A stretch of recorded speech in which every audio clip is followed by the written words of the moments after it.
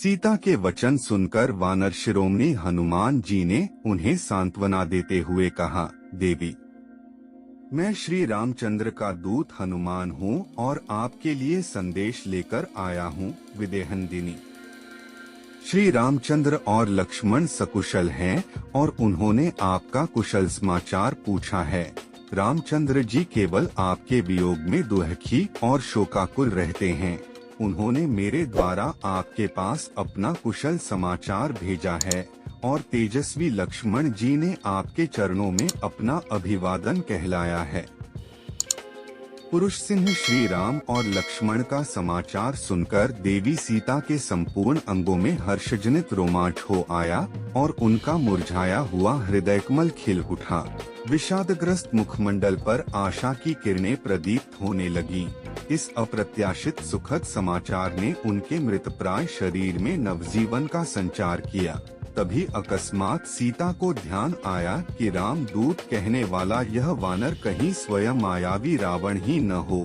यह सोचकर वह वृक्ष की शाखा छोड़कर पृथ्वी पर चुपचाप बैठ गईं और बोली, हे मायावी, तुम स्वयं रावण हो और मुझे छलने के लिए आए हो। इस प्रकार के छल प्रपंच तुम्हें शोभा नहीं देते और न उस रावण के लिए ही ऐसा करना उचित है। और यदि तुम स्वयं रावण हो तो तुम्हारे जैसे विद्वान शास्त्रज्ञ पंडित के लिए तो यह कदापि शोभा नहीं देता। एक बार सन्यासी के भेष में मेरा अपहरण किया, अब एक वानर के भेष में मेरे मन का भेद जानने के लिए आए हो। धिक्कार है तुम पर और तुम्हारे पांडित्य पर। यह कहते हुए सीता शोकमग्न होकर जोर जोर से विलाप करने लगी। सीता को अपने ऊपर संदेह करते देख हनुमान को बहुत दुख हुआ। वे बोले, देवी, आपको भ्रम हुआ है। मैं रावण या उसका गुप्तचर नहीं हूँ। मैं वास्तव में आपके प्राणेश्वर राघवेंद्र का भेजा हुआ दूत हूँ। अपने मन से सब प्रकार के संशयों का निवारण करें और विश्वास करें कि मुझसे आपके विषय में सूचना पाकर श्री रामचंद्र जी अवश्य दुरात्मा रावण का विनाश करके आपको इस कष्ट से मुक्ति दिलाएंगे।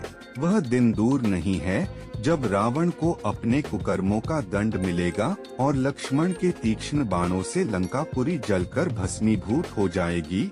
मैं वास्तव में श्री राम का दूत हूँ। वे वन वन में आपके वियोग में दुखी होकर आपको खोजते फिर रहे हैं। मैं फिर कहता हूँ कि भरत के भ्राता श्री रामचंद्र जी ने आपके पास अपना कुशल समाचार भेजा है और शत्रुघ्न के सहोदर भ्राता लक्ष्मण ने आपको अभिवादन कहलवाया है। हम सबके लिए यह बड़े आनंद और संतोष की बात है कि राक्षस राज के फंदे में फंसकर भी आप जीवित हैं।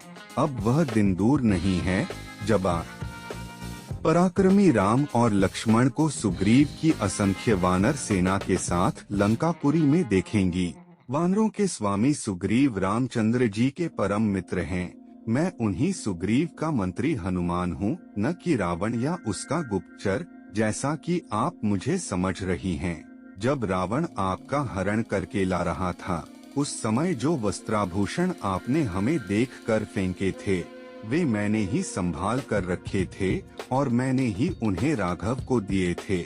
उन्हें देखकर रामचंद्र जी वेदना से व्याकुल होकर विलाप करने लगे थे।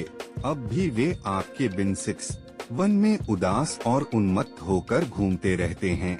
मैं उनके दुख का वर्णन नहीं कर सकता। हनुमान के इस विस्तृत कथन को सुनकर जानकी का संदेह कुछ दूर हुआ, परंतु अब भी वह उन पर पूर्णतया विश्वास नहीं कर पा रही थी।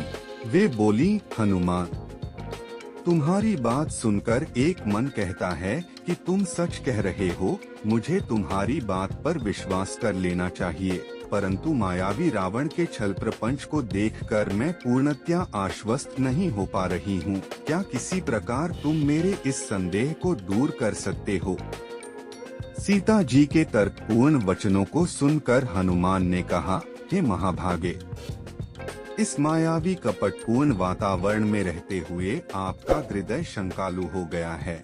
इसके लिए मैं आपको दोष नहीं दे सकता, परंतु आपको यह विश्वास दिलाने के लिए कि मैं वास्तव में श्री रामचंद्र जी का दूत हूँ, आपको एक अकाट्य प्रमाण देता हूँ।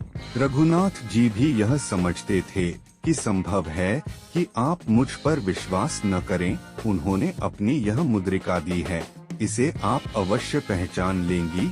यह कहकर हनुमान ने रामचंद्र जी की वह मुद्रिका सीता को दे दी, जिस पर राम का नाम अंकित था।